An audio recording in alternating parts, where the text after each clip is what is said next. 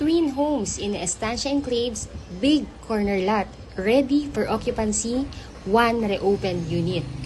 Reopen alert, big corner lot RFO sa Estancia Enclaves na may 126 square meter lot area at walking distance sa amenities. Hello everyone! So again, I'm back. This is Miss Say Caranza, licensed real estate broker based in Cavite. Mga kababayan, lalo na po sa ating mga OFW at mga pamilyang naghahanap ng bahay sa Cavite, napakagandang balita po ang hatid ko sa inyo ngayon. Alam niyo po, sa isang subdivision, may mga pagkakataon kasi na may mga unit na nagre-reopen. Pero kadalasan po, ang mga unang nauubos ay yung may mga pinakamagagandang lokasyon katulad nito. At ngayon po, isa sa pinakamagandang lokasyon sa buong Estancia Enclaves East Face ang muling nagbukas. Hindi lang po ito ordinaryong bahay, hindi lang po ito ready for occupancy, hindi lang po ito corner lot, kundi isang big corner lot ready for occupancy twin homes na may napakalaking lote na 126 square meter. At ang mas maganda pa po dito, walking distance lamang po ito sa Face Gate at sa future clubhouse na may swimming pool na adult pool, kiddie pools, parks and playgrounds ng subdivision. Sa madaling salita, kung may bahay na masasabi nating swerte mong nakuha kung nauna ka, ito na po yun. Kaya samahan niyo po ako habang iniikot po natin ang actual na unit at ang community. Ipapaliwanag ko rin po dito ang kumpletong computation, proseso at requirements para malaman ninyo kung paano ito magiging bahay ninyo.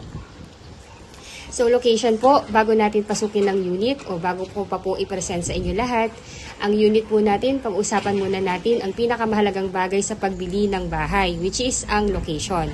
Dahil kahit gaano kaganda ang bahay, kung mahirap naman ang biyahe at malayo sa mga pangunahing pangangailangan ng pamilya, magiging mahirap pa rin ang araw-araw na buhay. So, ang Estancia Enclaves po ay matatagpuan lamang sa kahabaan ng main road ng Antero Soriano Road Highway, Barangay Halayhaytan sa Cavite. Mula PTEX at NAIA via Cavitex, approximately 40 minutes drive lamang po ang pagpunta at pag-alis po dito. At dahil along highway po ito, paglabas mo pa lang ng subdivision gate, mayroon ka ng access sa public transportation, katulad ng buses at jeep. May bus na po mismo sa labas ng subdivision natin papuntang PTEX Terminal. May UB Express papuntang Mall of Asia. May jeep papuntang SM Bacoor. May jeep papuntang Zapote at Las Piñas. Sa madaling salita, hindi mo na kailangang maglakad ng malayo o mag-double ride para makapunta sa trabaho o sa mga pangunahing destinasyon. 24/7 accessible ang public transportation. Very commuter friendly. Alam ko, isa yan sa pinaka number one factor bakit bumibili ng bahay ang ating mga kababayan.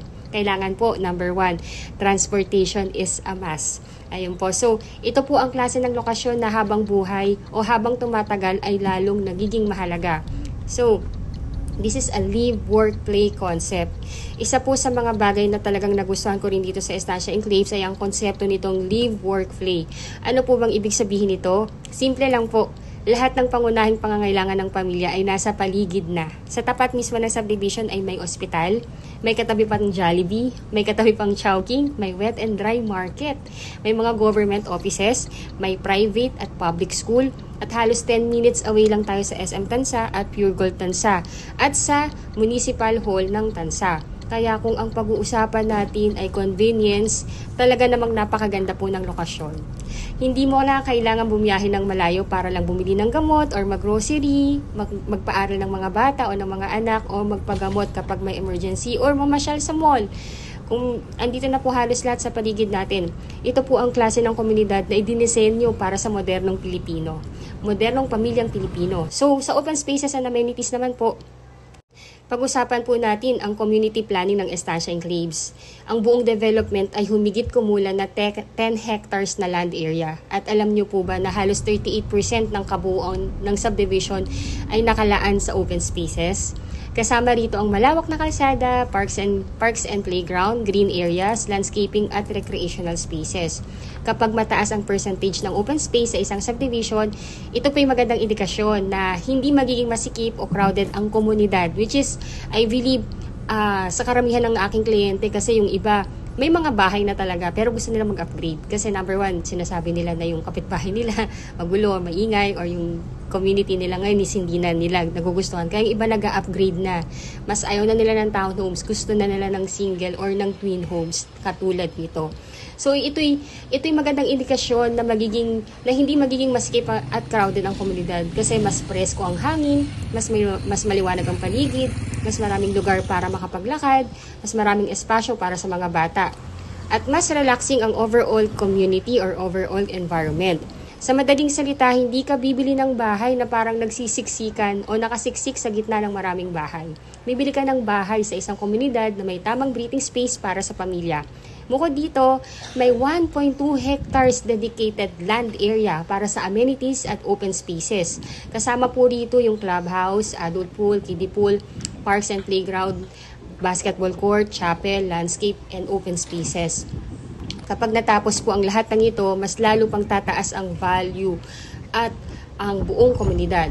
So ayun po, ang Estancia Enclaves po ay binubuo ngayon ng 2 phases, which is ang first phase, ang Estancia West na may mahigit 300 units at na-sold out po namin. May mga isa-isa rin pong nare-reopen doon, pero mga townhouse po ang karamihan na nare-reopen doon. At dito naman sa Estancia East, kung saan nakatayo itong malaking corner lot na ready for occupancy na may 400 units. Ayun po, so as of today po, ngayon po ay meron kaming itong available na corner lot. So nag-iisa lang po ito. Ang maganda po dito, halos sold out na nga yung mga bahay. So sa ngayon, karamihan sa natitirang inventory dito sa amin sa Estancia ay mga lote na lamang. At kapag ganyan po ang sitwasyon sa isang subdivision, magandang indikasyon po yan na tinanggap at nagustuhan ng market ang proyekto. So mas marami na pong nakatira, mas buhay na ang komunidad at mas tumataas ang value ng property pag ganoon po. Ngayon naman po, tingnan natin itong mismong bahay. At ito na po yung actual unit na makukuha ninyo. So everything that you will see here is ito na po yun mismo. Actually po, kakatapos lang, as you can see po, bagong-bago pa talaga. Kitang-kita sa pintura, sa linis ng bahay and everything. Una sa lahat, complete turnover po ito. Hindi po siya bare, hindi rin po shell. Kapag turnover na, mayroon na po itong floor tile sa ground floor, may wood finish na or may tile flooring na po sa wood tile flooring na sa second floor, may built-in overhead cabinet na po, may built-in base cabinet na rin. May 3 bedrooms na may sariling cabinet or may built-in cabinet. So, then may 2 toilet and bath, complete fixtures na rin po yun. As in, halos wala ka nang ipapagawa. May service area sa likod para sa laundry area at sa dirty kitchen mo. May nakaabang na para doon. Plus, dahil nga po ito'y corner lot, ito po ay hanggang 3 to 4 car park po. At ito pa yung isa sa pinakamalaking advantage ng unit na ito. Yung lote. Napaka-premium. 126 square meters po. Napakalaki para sa isang twin home. Sa laki ng lote, pwede kang maglagay ng malaking garden, magpatayo ng gazebo, magkaroon ng isang mini playground, magtayo ng extension, maglagay ng outdoor kitchen, at kung gusto mo man na sa hinaharap, mayroon ka pang espasyo para sa isa pang structure. At dahil corner lot ito, mas maganda po ang airflow. Mas maliwanag, mas presko, at mas premium tingnan kumpara sa regular na inner units. Kung sasakyan po ang pag-uusapan natin, hindi lang 2 ang kasya. Depende pa sa setup mo. Kaya po itong mag-accommodate ng 3 hanggang 4 na sasakyan sa loob ng property line mo. Alam niyo po, ang mga ganitong unit ay hindi basta-basta lumalabas. Kapag may nag-reopen na corner lot na ready for occupancy sa isang halos sold out na subdivision, para itong second chance eh. Parang may naunang nakapila tapos hindi natuloy, kaya nagkaroon ng pagkakataon ang susunod. At kadalasan po, ang mga pinakamagandang lokasyon ang unang nauubos. Kaya kapag may nag-reopen na ganito, hindi na ito tumatagal. Kaya kung sino man yung unang makapagdesisyon at makapagpa-reserve, siya ang may pinakamalaking advantage. Dahil habang nag-iisip yung iba, baka ikaw na ang nakapag-secure ng isa sa pinakamagandang lote namin dito sa buong phase ng Estancia Enclaves East. So, yun po. Pag-usapan naman natin ngayon ang usapang budget. Ayun po. So, number 1, para ma-reserve yung unit, ang first cash out nyo lamang po is reservation fee na 30,000 pesos. Pagkatapos po nito, within 30 days ay kailangan ninyo mabayaran yung 2% down payment. And, tama po kayo ng narinig. Only 2% down payment lang ang required para po papasain nyo tong bahay na to. So, ang total na down payment po is only 127,515 pesos. Naikaltas na po sa down payment yung 30,000 na first cash out na reservation fee. Pagkatapos mabayaran ng down payment, isubmit na po ninyo yung mga requirements. And stop payment po muna tayo. Yung requirements dapat po at least makomply natin yan within 15 to 30 days. I-discuss ko rin po sa vlog ko na ito yung complete list of requirement bilang OFW client at isang locally employed na nangangarap na magkaroon ng bahay dito sa atin sa Pilipinas. Ayun po, so once tapos na po ninyong mabayaran yung reservation fee at down payment, stop payment po muna. Hihintay na lang natin yung bank approval. So, karaniwan po yung ating bank housing loan approval ay lumalabas within the period of 3 months. Kung approve na po kayo, usually ang bank po ay mag-i-email directly sa inyo upang i-inform kayo na kayo ay approve na. Basahin nyo po yung terms and condition and replyan nyo po na ina-accept nyo na ang loan approval upang ma-schedule po kayo for loan contract signing. Ngayon po kung kayo po ay OFW at wala sa Pilipinas, kailangan nyo lang magtalaga ng representative or SPA na siyang kakatawan sa inyo sa pagpirma ng loan contract signing. Para, ayun po, so ang inyong SPA or AIF or yung inyong magiging representative ay kailangan immediate family member like asawa o anak o kapatid o magulang o kamag-anak na kaipilido nyo pa as long as they are 21 years old to 55 years old. Ayun po. So sila yung ititripping namin para makita yung bahay o kung pagdating ninyo, doon nyo palang ipapatripping or kung available na siya, let's do the tripping para makita rin yung property na binibili ninyo. Kung approved na, saka pa lamang po magsisimula or kapag nakapag-loan contract signing na, ay doon pa lamang po magsisimula ang inyong monthly amortization which is estimatedly 34,468 per month. Again, ang total contract price po ng property na ito ay 4,705,000. First cash out is reservation fee na 30,000 pesos and within 15 days dapat po mabayaran ang 2% down payment na 127,515. Pag nakapag-loan contract signing na kayo, ay dun pa lang magi-start ang inyong monthly amortization na 34,468 per month. And of course po, pag kayo po ay approved na at nakapag-loan contract signing na, ay pwede na pong mag-request sa developer ng inspection at acceptance ng inyong bahay. Kung wala pa po kayo sa Pilipinas, maaring ang inyong representative ang siyang mag-accept at mag-inspect ng inyong property dito sa atin sa Estancia Enclaves. Pag-usapan naman po natin yung mga requirements. So, unahin ko na po munang i-discuss yung ano bang requirement ng ating mga kababayang OFW na wala sa Pilipinas. So, number one po para sa mga OFW natin na nasa ibang bansa, kailangan nyo lamang po magtalaga ng inyong representative dito sa Pilipinas. Yung representative nyo po, ang tawag natin sa kanila ay SPA or AIF. SPA means Special Power of Attorney. AIF means Attorney in Fact. Ayun po. So, dapat po yung gagawin nating yung dapat natin gawing representative is immediate family member like asawa or anak or kapatid or magulang or kapamilya na kaipilido nyo pa. Ayun po, so dapat nag-e-edad po sila na 21 years old up to 55 years old. Ayun po, so bilang OFW client, kailangan din po namin ang inyong 2 valid IDs, birth certificate plus SENOMAR kung single po kayo, marriage certificate kung kayo po ay married, TIN number or TIN ID. TIN number and TIN ID, kailangan po ito para sa pagpapa-annotate ng titulo ninyo. So kung wala pa po kayong TIN ID, let us know po. Baka pwede namin kayo matulungan para makakuha tayo ng TIN ID sa BIR. So ngayon po, Certificate of Employment. Latest Certificate of Employment with declared monthly compensation or salary. Pag wala pa po tayong latest na Certificate of Employment, pwede rin pong latest job contract na nakadeclare kung magkano ang inyong nare-receive every month.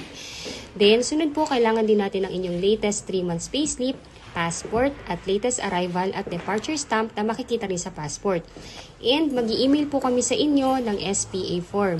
Yung SPA form po, ito po yung mandatory document po to para sa mga OFW. Isang katunayan na nagsasabi na kayo po ay wala sa Pilipinas at binibigyan nyo ng buong karapatan ang inyong magiging representative ninyo dito sa Pilipinas na kumatawan sa inyo sa pagpirma at any patungkol sa inyong pagkuha dito ng bahay dito sa atin sa Pilipinas. Ayun po, so pagka na-receive nyo na po yung SPA, i-print nyo lang po yun, fill upan, pirmahan, then dalhin sa Philippine Embassy natin kung saang bansa po kayo naroon.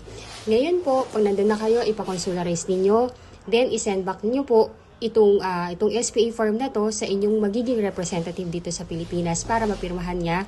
and si representative po ninyo, pwede po niyang ipa-LBC na lang sa amin yung inyong SPA or kung magti-tripping po siya or gusto po niya pumunta sa office namin dito sa Estancia Enclaves sa site, pwede po para po at least maibigay po kagad yung SPA form kasi kailangan po yan sa pagpapa-approve ng ating housing loan. Ayun po. Then, let me know na lang din po kasi I have clients po sa ibang bansa na medyo nahihirapan daw po magpa-consularise ng kanilang SPA kasi number 1 daw, malayo ang Philippine Embassy kung saang city sila nandoon.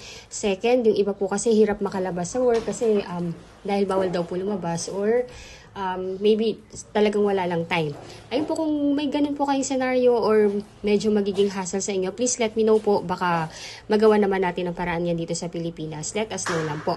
Ngayon po, as a locally employed naman, bali yun po yung complete na list of requirements para sa OFW. So ngayon, i-discuss ko naman kung ano yung requirements bilang locally employed. So kung kayo po ay nandito sa Pilipinas at currently employed sa isang kumpanya, kailangan po namin ng inyong 2 valid ID, husband and wife kung married, birth certificate plus Senomar kung kayo po ay single, marriage certificate kung kayo po ay married, then latest certificate of employment with declared monthly compensation or monthly salary. Then kailangan din namin ng inyong latest 3 months payslip at latest ITR, and of course kailangan din po natin ng inyong PIN ID para po sa pagpapa-annotate ng inyong titulo. Ayun po, so yun lang po yung ating mga requirements. So actually, lahat po yan, I believe, lalo sa mga OFW, I know on hand yun na po yan, in hand yun na po yung mga requirements na yan. Pwede nyo na po yung picturean and send nyo po sa akin via email. Mga kabayan, sa dami ng bahay na na-vlog ko sa Cavite, bihira akong makakita ng kombinasyon ng ready for occupancy na big corner lot pa, complete turnover pa, walking distance sa amenities, along highway, very commuter friendly. 101% no flooding, 101% no fault line at halos sold out na community. Tandaan po natin, hindi po dumadami ang corner lot, hindi rin po dumadami ang lupa sa Cavite. Actually, paubos na. At hindi po habang buhay available ang mga ganitong kagagandang reopen units. Kung interesado po kayo at ayaw na ninyong maunahan, i-message nyo kagad ako para ma-send ko sa inyo yung reservation form. Kapag na-fill out yun na, pwede na kayo mag-deposit ng reservation fee. Maari na nating simulan ang proseso para ma-secure natin ang unit bago pa ito makuha ng iba. Again, this is a reopen unit. Isa lamang po ito. Last chance. At sa mga ganitong pagkakataon, ang nauuna ang kadalasang nagkakaroon ng pinakamagandang bahay. Again, ako po si Ms. Zay Caranza at nakita-kita po tayo sa susunod nating property tour dito sa Estancia Enclaves. If you are new to my channel, please do me a big favor. Please subscribe and hit the bell button found in the lower right of this video screen. Thank you so much and bless you all po. Bye!